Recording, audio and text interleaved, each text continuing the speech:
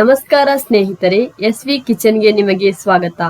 ಇಂದು ಕಾಯಿ ಚಟ್ನಿ ಹೇಗೆ ಮಾಡುವ ಅಂತ ನೋಡುವ ಬನ್ನಿ.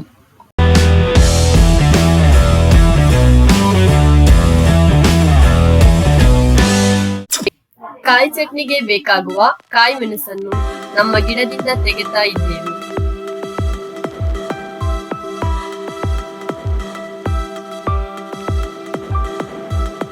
ಕಾಯಿ ಚಟ್ನಿಗೆ ಬೇಕಾಗುವ ಸಾಮಗ್ರಿಗಳು: ತೆಂಗಿನ ತುರಿ 1 ಬೌಲ್, ಹಸಿ ಮೆಣಸಿನಕಾಯಿ 3, ಬ್ಯಾಡಗಿ ಮೆಣಸು 2, ಸಾಸಿವೆ 1 ಟೇಬಲ್ ಸ್ಪೂನ್, ಎಣ್ಣೆ 2 ಟೇಬಲ್ ಸ್ಪೂನ್, ಹುಣಸೆ ಹುಳಿ ಸ್ವಲ್ಪ, ಬೆಳ್ಳುಳ್ಳಿ 3 ಎಸಳು, ಉಪ್ಪು ರುಚಿಗೆ ತಕ್ಕಷ್ಟು, ನೀರುಳ್ಳಿ ಸಣ್ಣದು 2 ಪೀಸ್, ಕಡಲೆ 2 ಟೇಬಲ್ ಸ್ಪೂನ್, ಕರಿಬೇವು 1 ಎಸಳು.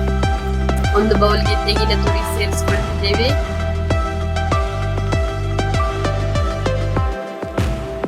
ಕಡಲೆ ಹಾಕ್ಬಿಡ್ತಿದ್ದೇವೆ. 3 ಕಾಯಿ ಮೆಣಸು, ಹುಣಸೆ ಹುಳಿ, 3 ಬೆಳ್ಳುಳ್ಳಿ, 2 ಪೀಸ್ ನೀರುಳ್ಳಿ ಮತ್ತು ರುಚಿಗೆ ತಕ್ಕಷ್ಟು ಉಪ್ಪು ಹಾಕೊಳ್ತಿದ್ದೇವೆ. ಇದನ್ನು ಜಾರಿಗೆ ಹಾಕೊಳ್ಳಿ.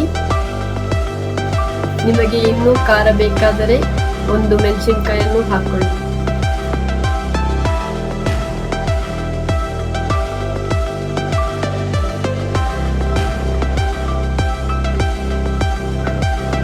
ಒಂದು ಚಿಕ್ಕ ಗ್ಲಾಸ್ ನೀರು ಹಾಕೊಳ್ಳಿ ಹಾಗೂ ಇದನ್ನು ನುಣ್ಣಗೆ ರುಬ್ಕೊಳ್ಳಿ.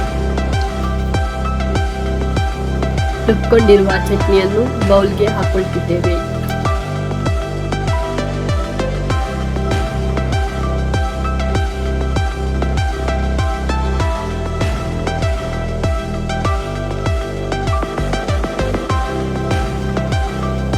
ಈಗ ಒಗ್ಗರಣೆ ಹಾಕೊಳ್ತಿದ್ದೇವೆ.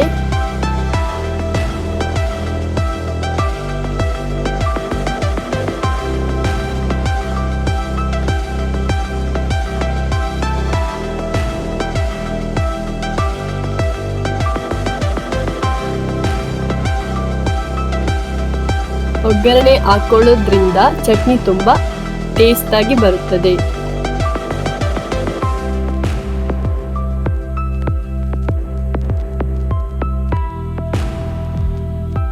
ಈ ಒಗ್ಗರಣೆಯನ್ನು ಚಟ್ನಿಗೆ ಸೇರಿಸ್ಕೊಳ್ಳಿ, ಚೆನ್ನಾಗಿ ಮಿಕ್ಸ್ ಮಾಡ್ಕೊಳ್ಳಿ.